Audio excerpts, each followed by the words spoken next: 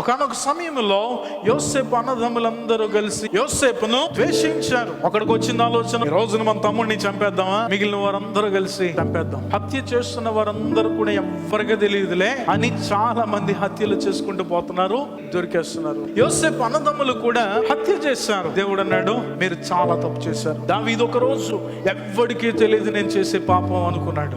బెత్షెబాను మోహించి ఆమెను పాడు చేసి ఆమె భర్తను కూడా చంపించేశాడు. కానీ ఎవరు చూశారు? దేవుడు చూశాడు. యోసేపు అన్నదమ్ములతో చెప్పిందే దావీదుతో కూడా చెప్పాడు. అహాబు అన్నాడు, నాబోతు నీకున్నటువంటి ద్రాక్ష తోట నా ఇంటికి సమీపముగా ఉన్నది, దీన్ని నాకు ఇచ్చాను అన్నాడు. వినలేదని చెప్పి అతన్ని అదే తోటలో చంపించేశాడు. దేవుడు వచ్చాడు, అహాబు నువ్వు చేసింది తప్ప. యూదాను పిలిచి యేసే అన్నాడు, నీకు వచ్చిన ఆలోచన చాలా చెడ్డది, నువ్వు చేసినది చాలా తప్పు. మనిషికి వచ్చే ప్రతి ఆలోచన తప్పే. నన్ను పోషించేవాడు, నన్ను నడిపించేవాడు, ఆయనే నన్ను సంరక్షించేవాడు అనే ఆలోచనకు నువ్వు రానట్లయితే ఈ జీవితంలో నువ్వు కూడా తప్పు పడిపోతావు.